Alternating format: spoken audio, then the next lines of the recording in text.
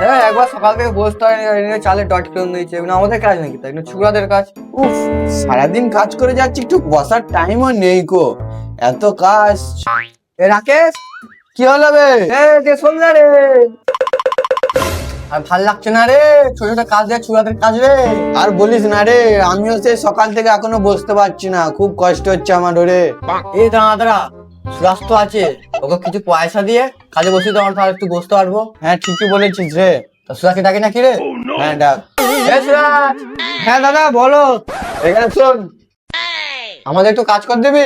না না দাদা, আমি এখন কাজ করতে পারবো না। আরে আমরা দুজন দু বান্ডিল বিড়ি দেবো রে তোকে। হ্যাঁ হ্যাঁ দাদা, কাজ করবো তো দাদা। কি কাজ রয়েছে সেটা বলো। আমাদের ডট পেন আছে আর ঢাকাতে বর্ডার আছে, মেরে দিতে পারবি? হ্যাঁ দাদা, মেরে দিতে পারবো, শুধু দু বান্ডিল বিড়ি দিলেই হবে।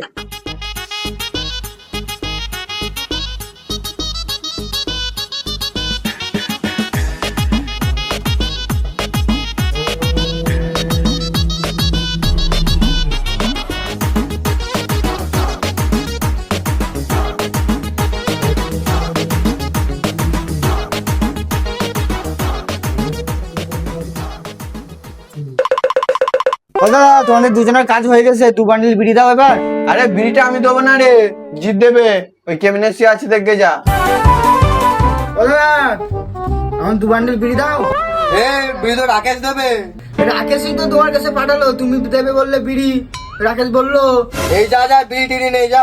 জিতটা আমাকে এইভাবে ঠকালে তো, এর প্রতিশোধ যদি আমি না লে তারপরে দেখতে। রাকেশ দা, আমাকে এইভাবে তোমরা দুজন ঠকালে তো, এর প্রতিশোধ যদি আমি না লে তোমাদের দুজনের কাছে, এর পরিণতি খুব খারাপ হবে। অন্য কিছু ঠকালে হতো, তুমি বিড়ির জন্য আমাকে ঠকিয়েছো, এর প্রতিশোধ আমি তোমাদের দুজনের কাছে ঠিক নেবো। অপেক্ষা করো দ্বিতীয় পার্টির জন্য, ঠিক আছে? Tata, bye bye.